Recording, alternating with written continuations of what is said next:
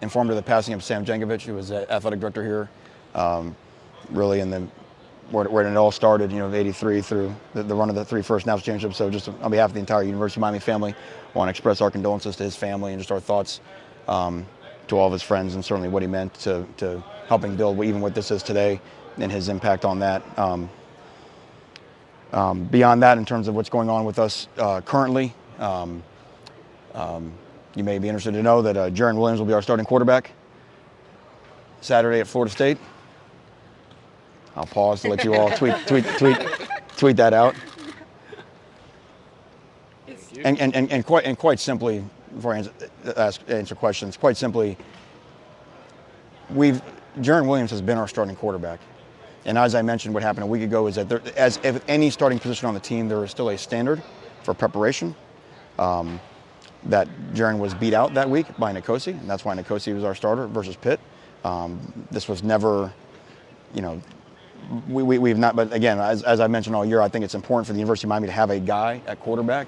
Jaron has been our guy, but we also have to reserve the right to make sure that everybody's competing, on Green Tree practice field, in meeting rooms, in everything that we do to the standard of the University of Miami. So, one thing that Dan Enos has been in charge of is not just, getting that position right, getting the offense right, but has been changing the culture of how our quarterbacks work, how our quarterbacks prepare in 24 hours a day, 7 days a week.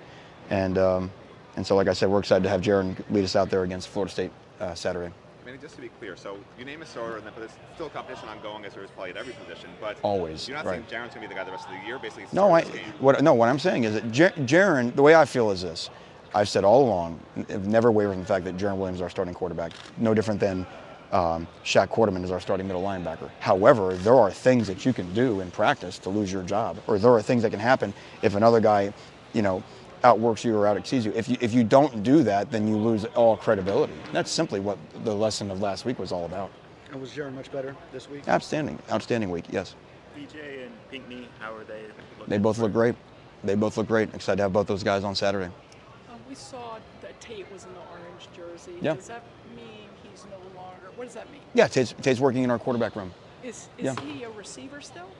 He has the flexibility to go in there if we want him, but he's spending his time primarily now with the quarterbacks. Well, what made you decide to do that? It was his progress as a wide receiver, and where we felt he could help the team best was actually still having his feet in the QB room.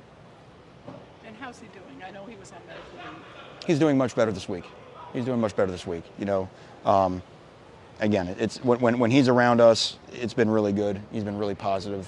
A very hard worker. So, doing a good job. Manny, some teams have started using like 2 quarterbacks, some in certain situations. FSU, Louisville. Is that something where Nkosi could fit better in certain spots, or maybe even Tate in certain packages? I mean, is it possible that you'll look to do something like that moving forward? If you had a need for that, but I still feel this way. I'd like to see us get going, and establish an identity. If we go press the Wayback Machine, which feels like a way back a long time ago, coming out of the Florida game and any of the North Carolina game, Bethune, we didn't play the way we wanted to, but we really felt like Jaron was off to an outstanding start to the season. Didn't have a great day against Central Michigan. I think our preparation had a lot to do with that. I think we learned the beginning of a lesson that day. Then we took another week off, and then we sat there, and obviously we had a bad start against Virginia Tech. But I'd like to see that thing get rolling again. I mean, there's been a gap, from what we've really felt like coming out of training camp would be the identity of our offense. So I'd like to get, as I mentioned, the importance of what we've been through the last few years, the importance of getting behind a guy, that's why we said Jaron's been our guy, and let's get rolling. Maybe with a guy like Greg Rousseau, who's obviously learning how to play defensive end, how much film of other guys did you guys show him to help him kind of learn the position? And I guess what did you show him when he was first sort of getting his feet wet at it? Well, I mean, you're always going to show, number one, the guys that have come before him in this defense. We've had some really good guys that have come through. Obviously Joe Jackson a year ago, we got to watch Joe every day. Chad Thomas, because we've now built a 4-year cut-up library of defensive end play, and obviously we led the nation in sacks in 2017. So there's been some examples of how to get after the quarterback. So you start with that. You start with the teaching progression. The things, because we all have to remember, Greg played safety at Champagnat. He played wide receiver. I mean, he painted the field. He mixed the Gatorade. I mean, the guy did everything. When he came here, it was the evolution of okay, how to become a defensive end. He got a spring, and then in the first month of his first season, he was out for the year. So again, getting back this past spring, he had an excellent spring. As we talked about his training camp, he fell behind the other guys because he was at a lower back issue. But as his confidence has grown and he's gotten more involved in the game, I mean, he has some things naturally that you don't have to watch a video. You know what I mean? That's just he has a great knack. His ability to his length, his movement skills are all elite. You guys talked about him not necessarily having the best fall camp compared to what you guys maybe thought he could do. Are there specific things like you've seen him just improve on as the season has gone on that have let you guys have him as a starter just on the field? Go. The biggest thing is go. And here's the thing: young players think, right? Older players, experienced players go. Younger players are counting their dance steps. Older players just let it rip. And that was really Greg's thing. Greg, in training camp, he's such a pleaser. He's very intelligent, and he wants to do everything exactly right. And sometimes there can be players getting in a habit of perfectionism where they try to do everything too correct.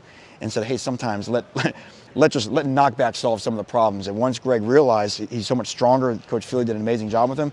If I just cut it loose and let it rip, I'm pretty hard to block. And I think that's really the step. And he's not the first guy to go through that progression, And so it's been exciting to see him get his confidence in the games. Was that your find, by the way, Greg? I mean, you're recruiting, or who was the guy that kind of discovered him and said, okay, coach, this?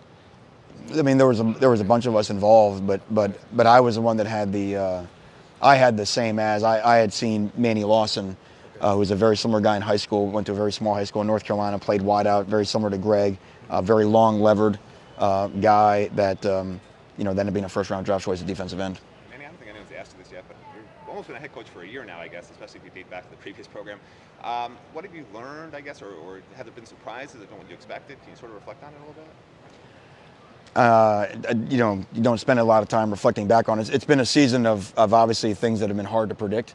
I mean, we've obviously gone through all types of situations that, as I keep saying, we've probably had a few years of adversity and packed into a couple months. Some of that self-inflicted, for sure. But what I have seen is I haven't seen a team that's come together. I've seen a team that is starting to forge an identity.